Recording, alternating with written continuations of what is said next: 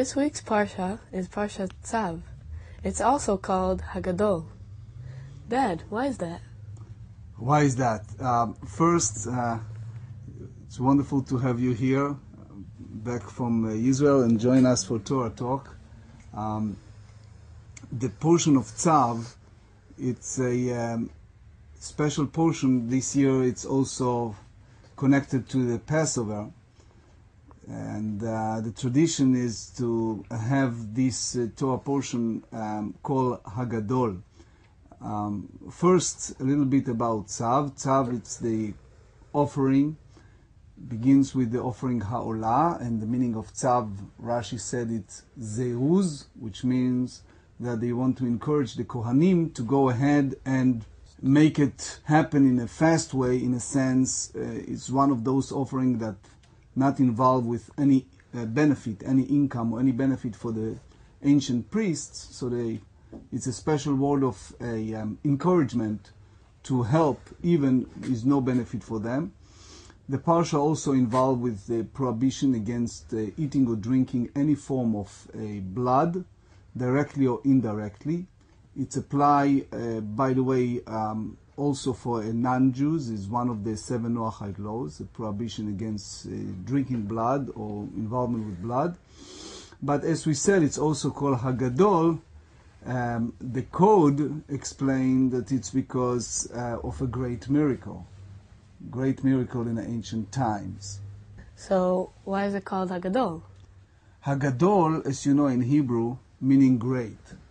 And great, it's applied to a great miracle. When in the text in the book of Exodus, they say that the Jewish people are commanded to take the Egyptians' god and not only sacrifice that god, but take the blood and sprinkle on the doorposts, and the angel of God pass over. The story is that the Egyptians are staying paralyzed and they cannot react to the tremendous amount of miracle. On one hand, it's their God, and also it's their slaves. The same token, the Hebrews did it and nothing happened. So that's considering a great miracle, and it happened according to tradition at this time, the Shabbat before Passover. There are other reasons why it's called Hagadol.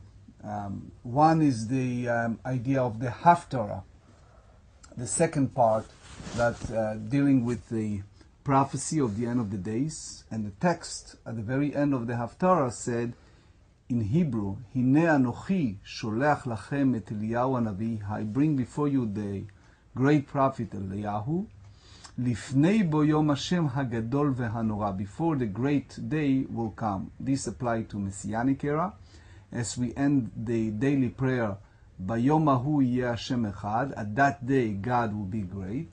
And it's applied to the great day that all the nation will recognize the God, monotheistic God, that all gather together and recognize that God, and that's applied to this time. So it's kind of prophecy for the end of the days, and since it's the core part of the different Haftarah for this week, that's another reason it's called Hagadol. But what I heard is that all the rabbis say on this Parsha a big speech. Well, it is true. That's the common tradition why it's called Hagadol. This is one of those Parshiot that the rabbi is giving a long sermon. This one in Shabbat Shuvah.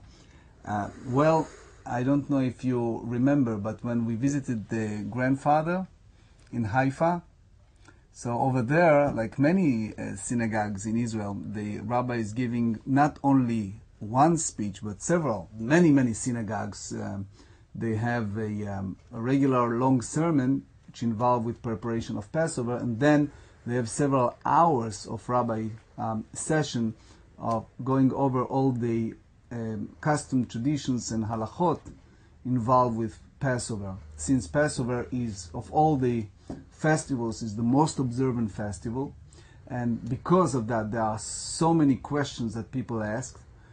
You see, according to many statistics, that festival of Passover, people who rarely visit synagogue or not visiting synagogue at all, still they're observing some form of Passover.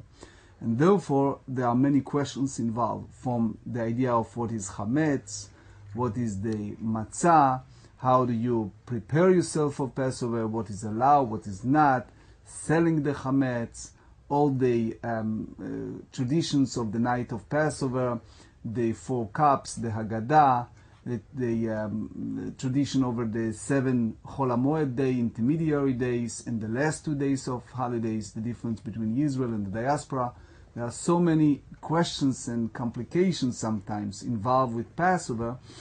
That's the reason why it's called Haggadol, because the rabbis go at length in their sermon. Usually it's a long one, involved with all the explanation of preparation for the festival of Passover, and it's usually the Shabbat before the festival. So, Haggadol in Hebrew, what is the exact translation? As you know, Haggadol meaning the great or the big. In that sense, ancient Haggadol was a great miracle that happened in ancient Egypt. Then, by the other interpretation, Haggadol applied to the great big day, the Messianic era. Or in our contemporary, it's the either length of sermon, or some said applied to the Gadol, meaning the person who was the most knowledgeable. In Parshat Tzav, there is all the talking about the offerings and about the prohibition of blood, to eat blood, and also why is it called Haggadol. There are 3 reasons. First reason, because the big miracle in Egypt. The second reason is because talking about the end of the days, so the big celebration of the end of the days. The third reason is that the rabbis say a big sermon on this parsha.